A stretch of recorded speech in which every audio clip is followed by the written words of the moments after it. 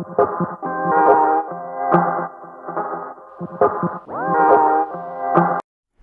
back, learners! In this video, we're going to solve for derivatives using the chain rule. For our examples, we'll use the following. Number 1, y is equal to the square of 2x squared plus 3x. Number 2, y is equal to the quantity 4x plus 5 raised to 8. And number 3, y is equal to the quantity x squared plus 3x minus 28 raised to 7. But when do we use the chain rule? So, ginagamit natin to if our function is composed of a function inside another function. So, parang magka-link sila together o magka-chain sila, ganon. Or, we call them the compositions of functions. Or the f circle g, if you remember this, which is equal to f of g of x. Just like here in this example, we have y is the square of 2x squared plus 3x. So, we have this function, a square function, but inside it is a quadratic function. So, we have a quadratic function inside a square function. So, in cases like this, we will use the chain rule. And how do we do the chain rule? Let us consider the inside function 2x squared plus 3x as w. So, we write y as equal to w squared, where w is equal to 2x squared plus 3x.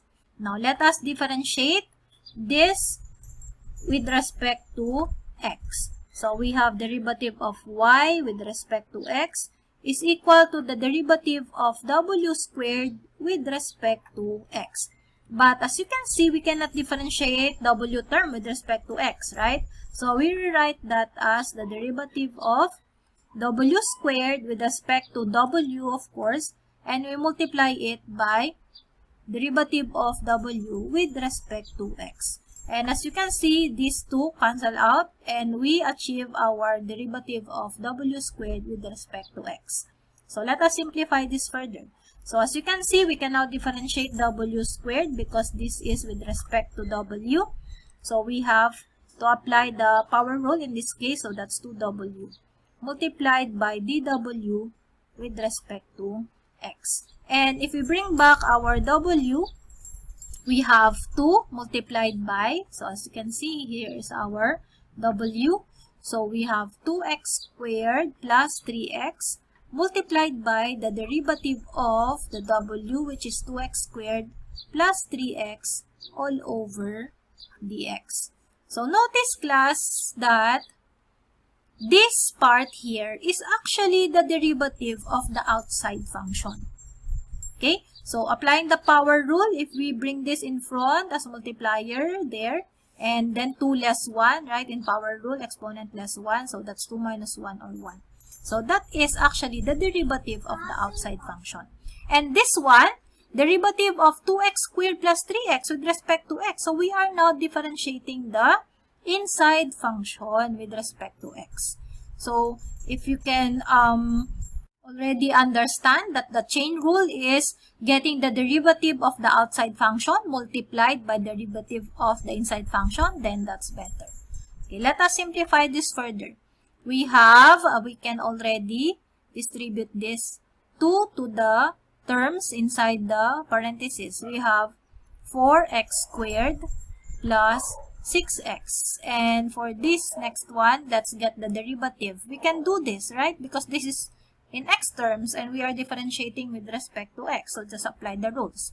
So, we have 2x squared, the derivative is 4x. As for 3x, the derivative is 3. And you just need to simplify by doing FOIL. Okay, so let us do FOIL here. We have 16x cubed plus 12x squared plus 24x squared plus 18x, and combining like terms, we get 16x cubed plus 36x squared plus 18x. And that's it. That's the derivative of the square of 2x squared plus 3x. Let us compare this answer to the answers that we will get if we use other methods to differentiate y is equal to the square of 2x squared plus 3x. Let us first have the sum rule. So we can apply that if we rewrite the square of 2x squared plus 3x as we expand this. Okay, so we square, so we have 4x raised to 4 and then plus twice the product of the terms, that will be 12x cubed, and squaring the last term, that will be 9x squared. There. So if we get the derivative of that, let us just apply the sum rule, differentiate each term. We have 16x, the 4 less 1, so 3 plus 3 by 12 is 36, then x squared plus 2 by 9 is 18x. So we get the same answer. Or if we opt to use the product rule, so let's write this as y equals 2x squared plus 3x multiplied by itself. It says square, right?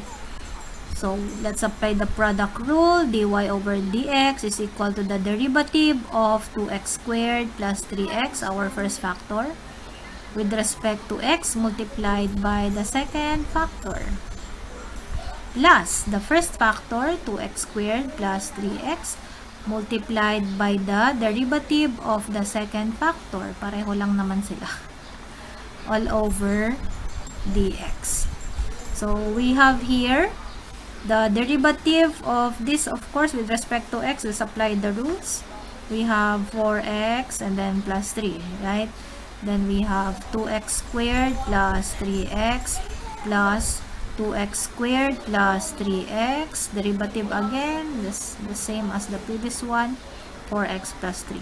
So as you can see, we have two sets of 2x squared plus 3x times 4x plus 3. So that would be equal to twice 4x plus 3 multiplied by 2x squared plus 3x. And simplifying this, and do distribute this, so that's 8x plus 6 multiplied by 2x squared plus 3x, and do FOIL here. Let's use a different color, so distribute that there, this here. So we have 16x cubed plus 24x squared plus 12x squared plus 18x, and combining like terms, we have 16x cubed plus 36x squared plus 18x. And as you can see, they are still the same. So this, same. But look at this one.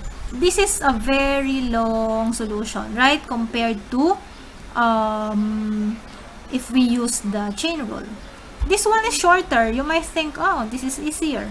But because of this square, that's why this is shorter. Imagine if we are talking about the power of 3.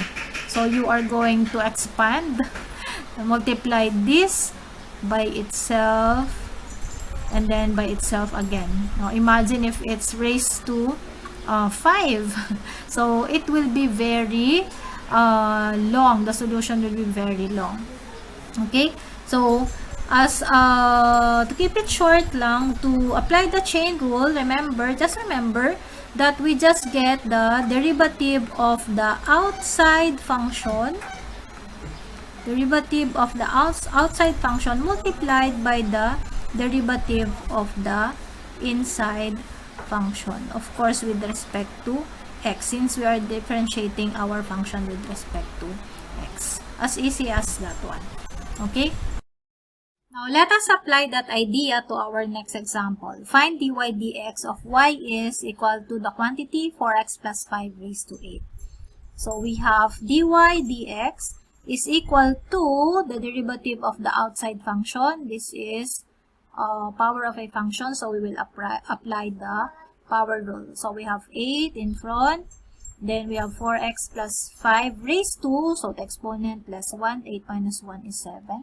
Multiplied by the derivative now of the inside function. So, derivative of 4x plus 5, so for 4x is 4, for 5 is a 0, so it's just a 4.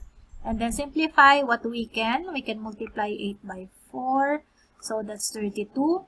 multiplied by 4x plus 5 raised to 7. And that's it. No need to expand 4x plus 5 raised to 7. And for this next example, same as the previous one, so we have dy dx is equal to the derivative of the outside function. So we have here a power of a function. So let's bring down 7 in front as multiplier. Then we have x squared plus 3x minus 28 raised to, so 7 minus 1 is 6, multiplied by, this time, the derivative of the inside, which is, okay, for x squared, that's 2x, for 3x, that's 3, for, okay, 28 is a constant, so a 0. And then simplify what you can. Maybe we can write 7 and 2x plus 3 beside each other. So we can easily see what we are doing. Okay, and then we have x squared plus 3x minus 28 raised to 6. And again, for this part, we can multiply them together and we have 14x plus 21 multiplied by x squared plus 3x minus 28 raised to 6. And that's it. That is our answer to this example here.